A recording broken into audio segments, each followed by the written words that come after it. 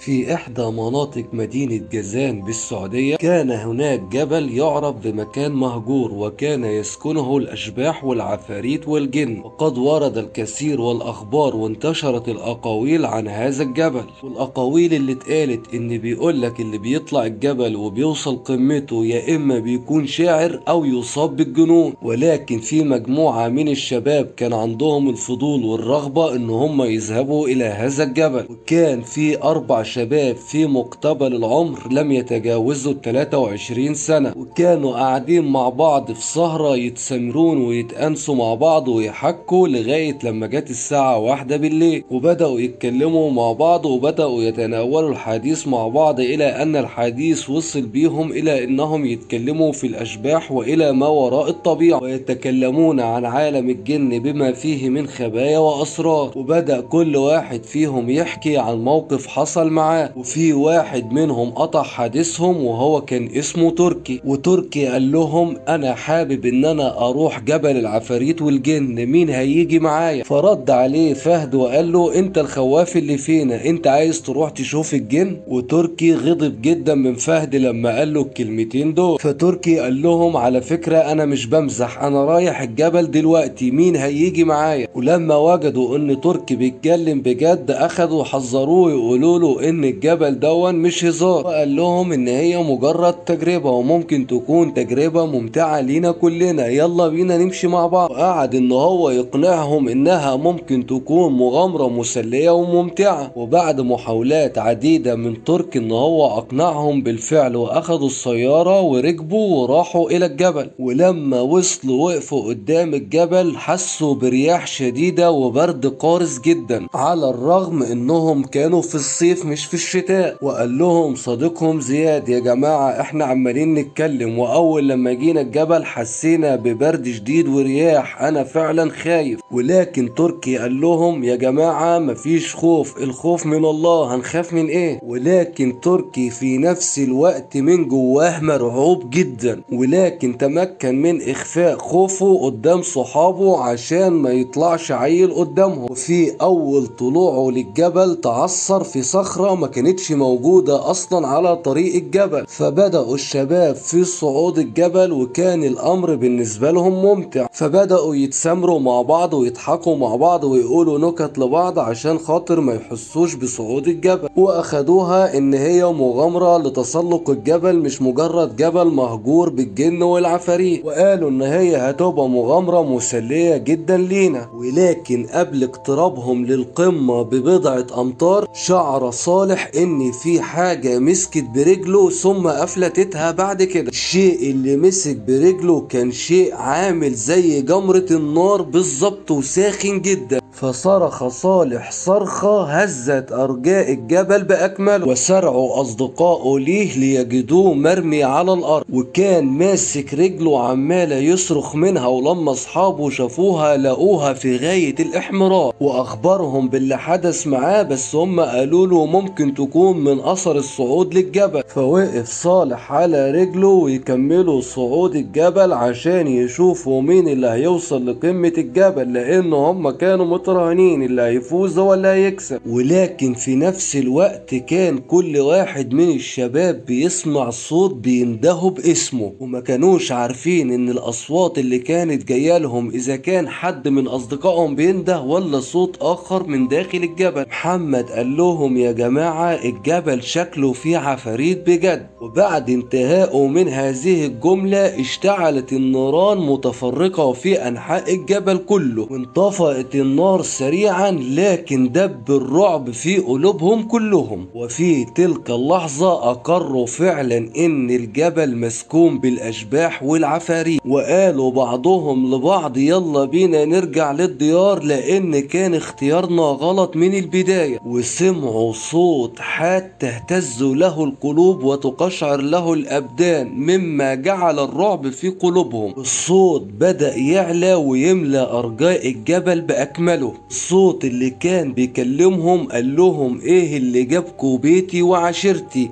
ومفيش حد بيجي هنا الا وبينتهي امره، وازاي انتوا اتجرأتوا ودخلتوا مكان بيتي وعشيرتي بدون اذني؟ وتركي أصبح مشلولا مش قادر يتحرك من مكانه خطوة واحدة، وحاسس إن في حاجة مسكاه ومثبتاه ومش قادر يتحرك منها. أما فهد فقد أغمى عليه في الحال من بعد سماع هذا الصوت. وصالح قعد على رجله وقعد يعتذر للجن إن هم اقتحموا بيته وبيئته. أما محمد قعد يبكي بكاء شديدا بشكل هستيري جدا، ولكن أخبرهم الجني إن مفيش سبيل للمغادرة نهائيا، وإن في طريقة واحدة بس للخروج، وهو إنكم تبارزوا بعض، واللي هيفضل عايش فيكم اخر واحد هو اللي هيخرج من المكان. وما كانوش مصدقين اللي اتطلب منهم، فازاي الصديق يقتل صديقه؟ ازاي ان في شاب في مقتبل العمر وامامه مستقبل يضيع حياته بسهولة كده؟ واما ان يكونوا قتله او مقتولين. وبعد هذه اللحظة احاطت النيران بجميع الجبل، وبعدها اختفى الجني، وكانت علامات الرعب والصدمة على وشوشهم بطريقة غريبة ومرعبة.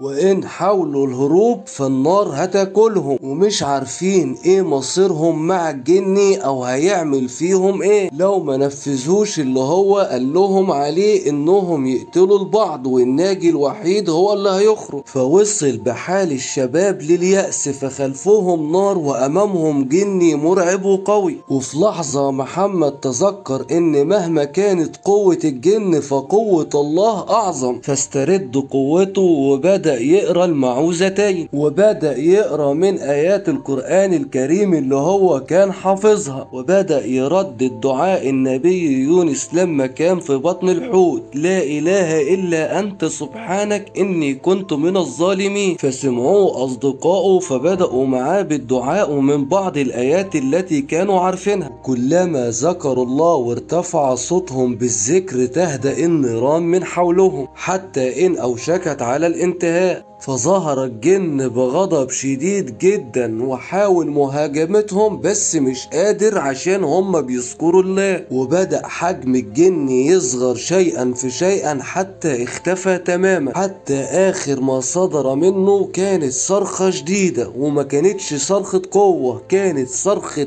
ألم وضعف. وبعد ان اختفى الشبح خالص وقعوا الشباب على الأرض ومش قادرين يتحركوا من شدة الخوف اللي حصلت لهم. ما كانوش مصدقين انهم نجوا من الجن والنار اللي كانت من حولهم، وحسوا انهم ارتكبوا غلط كبير بصعودهم الى هذا الجبل. فنزلوا بسرعة واخدوا عربيتهم وتوجهوا الى منزل تركي، وفتح ليهم ابو تركي، واول لما شافهم كان على وشه اثار دهشة وعدم تصديق ان هو شايف ابنه واصحابه قدامه. ولما سألوه اشمعنى اندهشت لما شفتنا بالطريقة دي، فقال لهم ان انتوا اختفيتوا وانقطعت اخباركم عن ما يزيد ال3 شهور، وان قعدنا نبحث عليكم من قبل الاهل والاقارب والاصحاب، محدش كان يعرف اثر ليكم الا واحد صديقكم. ولما سألنا صديقكم قال لنا ان انتوا رحتوا الجبل المهجور، وان انا واهلكم ظنينا ان انتوا متوا هناك خلاص، لان احنا عارفين اللي بيروح الجبل ما بيرجعش منه تاني. عشان كده اول لما شفناكوا قدامنا شفتوا في وشنا الدهشة وعدم التصديق. وبالفعل ال4 شباب نجوا عشان ذكروا الله في وقت من الاوقات. وبكده تكون خلصت قصتنا عن جبل الجن بالسعودية. لو انت بقى وصلت معانا لغاية اللحظة دي انزل بقى اشترك في القناة وفعل زر الجرس عشان يوصلك مننا كل جديد،